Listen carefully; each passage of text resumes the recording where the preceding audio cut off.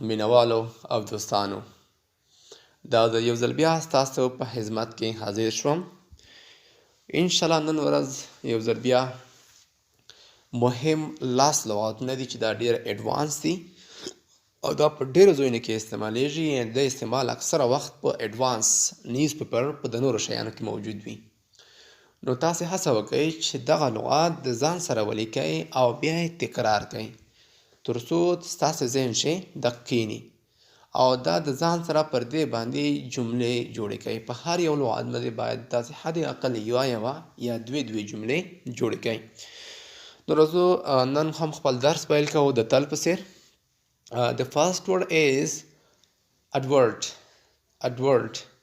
Advert means رجوع کول، متوجه کېدل.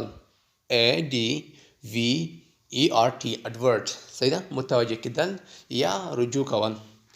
The second word is advertise. اعلانول یا خپرول، څرګندول. advertise اعلانول، خپرول، څرګندول. صحیح ده؟ ADVERTISE advertise. Word number 3 advise هم استعمالیږي. advise نصیحت کول، مشوره ورکول. advise دلته ورب ده. صحیح ده؟ یو advice دی. advice ADVICE مشوره، نصیحت. یو advice دی، مشوره ورکول، نصیحت ورکول. ADVICE advice مشوره ورکول. advocate حمایت کول. ADVOACTE advocate حمایت کول. صحیح ده؟ The last one is aggress. AGGRESS. aggress means شخړه کول، تیرای کول، جګړه کول. صحیح ده؟ aggress. The sixth one is aid.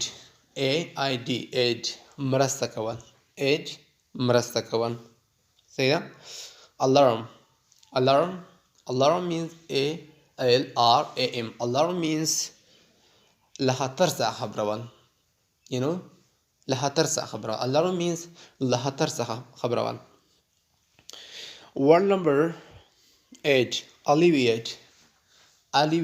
غلی کول، آرامول، د ستونزو په وخت کې آرام کول. صحیح ده؟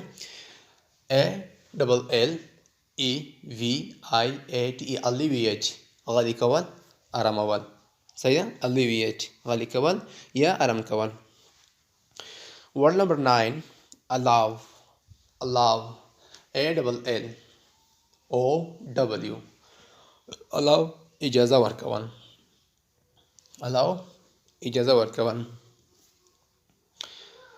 word number 10 ally means متحد کول، یوځای کول، یعنی شریک کېدل. دلته متحد کول. صحیح ده؟ یوځای کول. دلته use as a verb. د verb په حیث استعمال شوی ده. نو ally خپله چې noun شي بیا نو متحد، شریک. او دلته د verb په حیث استعمالیږي. صحیح ده؟ ally means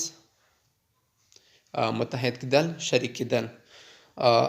وسلام. دا و د نن ورځې انګلیسي خپرونه. راتلونکي ته په تمه اوسئ.